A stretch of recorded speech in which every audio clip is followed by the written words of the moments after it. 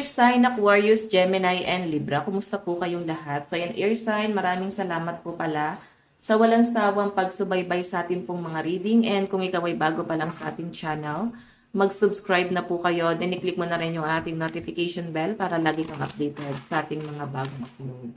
Okay, so ayan guys, ang reading pala natin ngayon is weekly reading. So, by the way, bago tayo mag-start sa mga interested pala sa ating private reading and rituals, pwede niyo ako guys i-message. Ayan, sa mga gusto mag-inquire, iwan ko na lang po yung link ng aking Facebook, ng aking page sa atin pong description box below. Ayan, message niyo lang ako guys, okay? So, tingnan natin.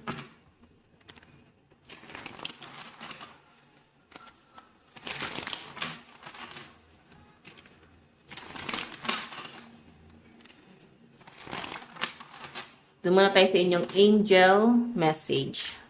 Okay, angel message para sa inyo. Air sign, Aquarius, Gemini, Libra. Angel message pa spirit guide. So, number 8. So, baka like ka nakita ng angel number 8. I am successful. Wow! Claim it nyo na, no, air sign. Ibig sabihin, you're almost there. Kung tingin mo, ba't parang ang dami nyong pinapasa na mga responsibilidad, ang dami mga bayarin. So, sinasabi lang dito guys, ibig sabihin lang yan, kasi nga, medyo successful ka na, or pwede naging successful ka na. So, pag dumadami yung bayarin, ibig sabihin yan guys, successful ka na. Okay? Hindi ka na para magtipid, o yung iba sa inyo guys, baka kailangan pa rin na magtipid pa rin kayo. Siyempre, kailangan mag-save, no? Ganun yung mga mayayaman, ganun yung mga mindset ng mga mayayaman. Hindi sila nagpapakampante na ay gumastos ng gumastos. So, nagsisave sila. Diba? So, basahin natin guys, your talent for setting and reaching goals is like no others. You are self-sufficient and capable of achieving your ambition. Be ba to? Bakit bilang yan?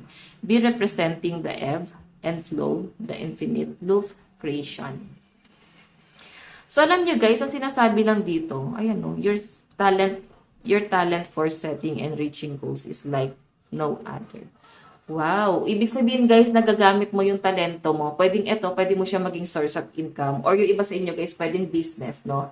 So, pwede rin kasi guys sabihin talent yung talino. Kasi kung may sapat kang knowledge para magbukas ng isang business, ibig sabihin yan guys, pwede nagagamit mo yon. Okay, sa lahat ng aspeto.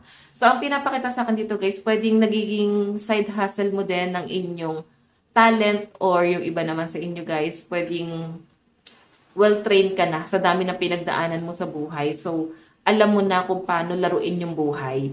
So, yun yung pinapakita sa akin dito guys. Kaya nga, I am successful. So, claim it, air sign na talagang binibigay na sa inyo ng universe. Kung may mga nakapending na swerte, sabihin yan guys, makukuha at makukuha mo yan, okay? Think positive lang guys, wag na guys masyado mag-isip ng mga negatibo. Tingnan pa natin, ganap sa inyo this week. Ayan, tinabi ko muna yung card na angel number nyo doon sa gilid.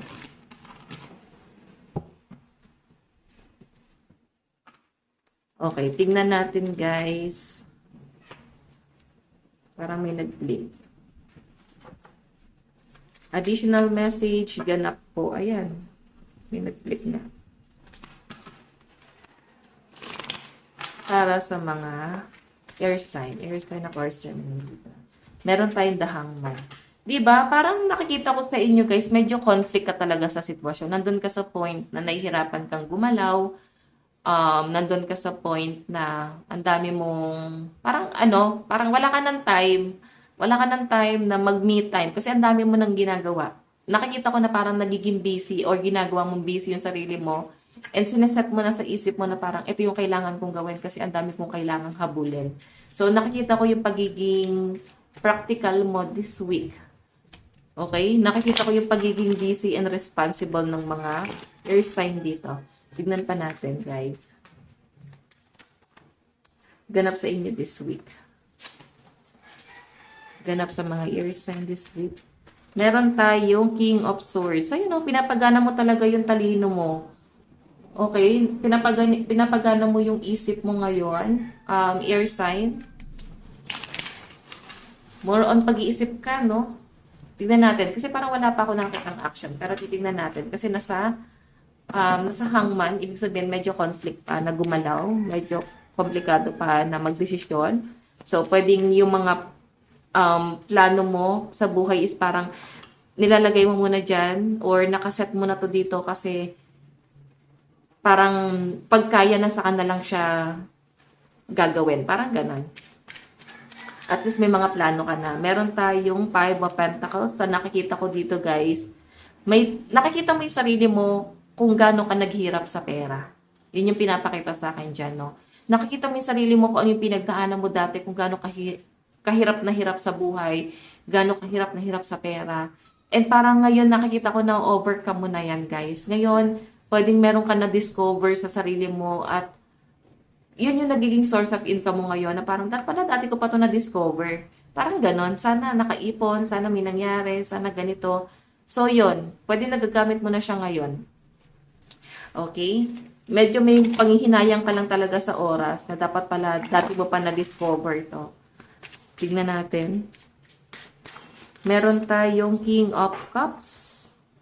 May nakikita akong offer sa inyo, pwedeng opportunity, pero nakukontento ka na kasi sa kung anong meron ka ngayon, okay? May mga mag-o-offer sa inyo, guys, pero air sign ang nakikita ko dyan, parang hindi mo yan tatanggapin basta-basta kasi parang okay ka na eh.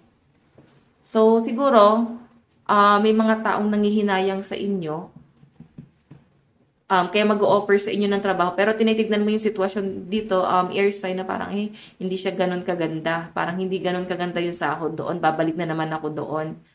Yan ang yung trabaho ko dati, tas walang nangyari. Okay, so siguro kung papipiliin ka pagiging practical or paghahanap ng trabaho, so parang mas pipiliin mo yung pagiging practical ngayon. Yun ang nagiging labanan ng mga air sign dito. Parang mas nagiging practical ka ngayon. Tignan pa natin.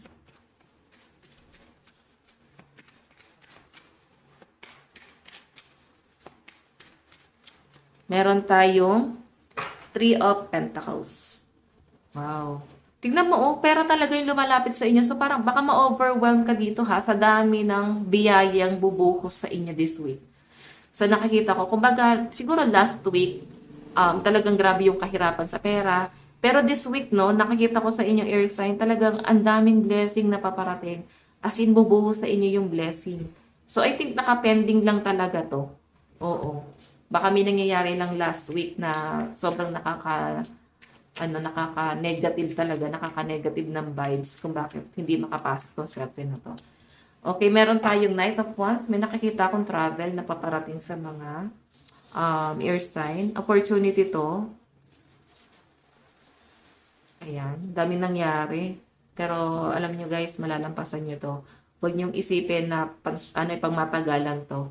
Kasi ito na nga pinakita na rin dito na may blessing na paparating. Okay? So, pagdating naman sa love life mo, your side, tignan natin. Pagdating sa love life mo, message para sa'yo. Meron tayong you're mysterious. I can never seem to figure you out. Sometimes I feel like you're hiding something from me, never really know where I stand with you. So, guys, hindi kayo masyado nag-usap ng person mo, no? Okay, and nakikita ko rin guys, masyado ka daw nagiging palaisipan sa person mo ngayon, air sign.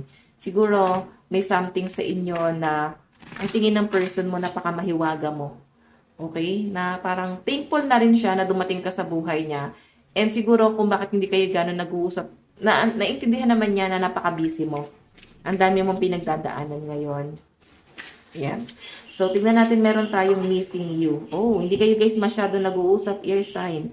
Ang nakikita ko rito, sobrang miss na miss ka na ng person mo. Hindi niya na kinakaya yung mga nangyayari. Medyo tensionado. Para siyang nakakulong na hindi siya makawala dun sa sitwasyon. Gustong-gusto kanya makausap pero hindi niya alam kung paano your sign. Okay, meron tayong I am single. Ayan. So, naghiwalay na pala kayo nito. Sabi dito, I am single right now. I'm not attached to anyone and not looking to get into a relationship at this time. So, yeah. Tignan pa natin ang inyong message para sa inyo. Ayan, malakas pala energy ng mga single dito, no? Air sign, meron tayong push harder than yesterday if you want a different tomorrow. O, di ba? Kung gusto mo bago yung kinabukasan mo, kailangan push harder. Okay? Than yesterday. Kung wala kang ginawa nung kahapon, so kailangan kinabukasan, alam mo na kung ano yung plano mo para, alam mo yun, para hindi ka nakatulad ng dati. Or kung gusto mong maging successful, kailangan baguhin mo yung mindset mo. So, hayan guys, ito lang po ang inyong weekly reading. Maraming salamat. God bless and love you all. Bye-bye.